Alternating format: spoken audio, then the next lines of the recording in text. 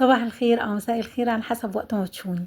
اللفت بقى وجمال اللفت في الشتا، النهارده هنعمل شوية لفت إنما حاجة كده إيه عظمة، وهقول لكم إزاي نحتفظ بيه إن شاء الله لشهر رمضان أو كذا شهر قدام، وإن شاء الله هيعجبكم وهيطلع زي العسل. أول حاجة أنا جبت اللفت الصغير شهر 12، أحلى لفت ممكن تجيبيه. وبعد كده انتوا الشوشة اللي من فوق واللي من تحت، ولو عايزة تخللي الجزء الأخضر ده العيدان ده مفيش مشاكل.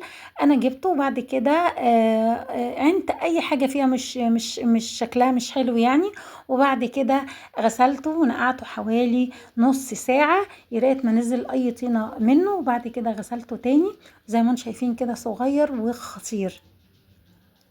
بعد كده بقى بعد ما غسلته تاني هبتدي ان انا اخرطه بالسكينه المشرشره ديت او باي سكينه عندي مفيش مشاكل. لو مش متواجده خلاص ممكن انك انتي تخرطيه بالسكينه بتاعتك العاديه. زي ما انتم شايفين كده خرطته، بصوا شكله في منتهى الجمال ومش عايزاه رفيع قوي. زي ما انتم شايفين التخريطه اللي تعجبك. بعد كده بقى جبته وحطيت عليه معلقتين من الملح الخشن، وهسيبه حوالي ساعتين 3 ينزل المية اللي مش مستحبة اللي فيه، اللي ممكن تعمل اي ريحة فيه.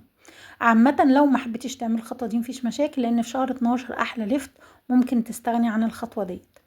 بعد كده بقى هبتدي ان انا بعد ما صفيته حوالي ساعتين نزل منه المية اللي مش مستحبة غسلته تاني، وهبتدي ان انا احطه في البرطمان بتاعي. هكون بقى جايبه شويه جزر حلوين كده واخرطهم زي ما انتم شايفين كده التخريطه اللي تعجبك. اما بقى المحلول الملحي هجيب حته بنجرايه صغيره كده عايزه اخرطها او عايزه ان انا اضربها في الكبه مفيش مشاكل، واحط على كل لتر من الميه 4 معالق ملح كبار، وهحط شطة أو شطة بودر، وهحط هريسة أو قرن فلفل. لو ما عنديش البنجر ممكن أحط ورقتين كركديه مفيش مشاكل، ولو ما عندكش خالص مفيش مشاكل. هو كده كده في شهر 12 بيبقى اسمه خد الجميل كده، اللي هو بيبقى محمر كده وهيخرط وهيبقى زي العسل. زي ما انتم شايفين كده هبتدي ان انا احط المحلول الملحي بتاعه. وعلى فكرة أنا مش من الناس اللي بيحبوا يقولوا 4 معالق ملح على كل لتر أو حاجة، ممكن الملح بتاعك غير الملح اللي عندي، فأنا عايزاكي تدوقي بلسانك كده وتشوفي الملح لو زيادة عن المستحب اللي انت ممكن تدوقيه يبقى هو ده كده المظبوط بتاعه، يعني يبقى مالح سنة صغيرة. بصوا بقى ده اللي ان شاء الله هشيله لرمضان، زي ما انتم شايفين كده سايباه سليم زي ما هو. بصوا صغير في منتهى الجمال، ده اللي بقول لكم عليه اسمه خد جميل او يعني اللي بيسموه كده يعني.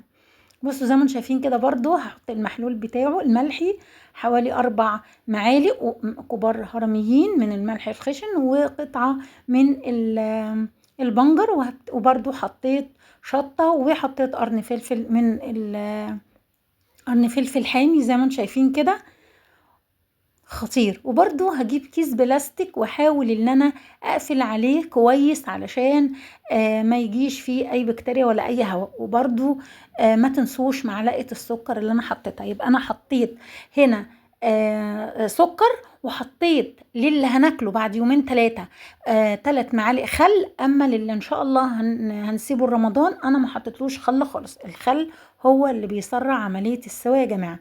يبقى معنى كده حطينا الخل وحطينا السكر وحطينا شطة او هريسة شطة وقرن فلفل اللي يعجبك. ما تنسيش الخل والسكر والملح بتاعنا. دي بقى انا صعب عليا ان انا لازم احط شطة، انتوا عارفين انا مدمنة شطة، فحطيت برضو معلقة شطة مع قرن الفلفل.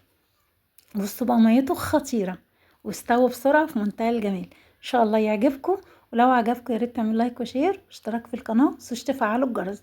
انا بقى مش عايزة غير من الطبق ده ومعاه 10 11 12 15 رغيف وخلاص الموضوع انتهى وسهلة. يا رب يعجبكم.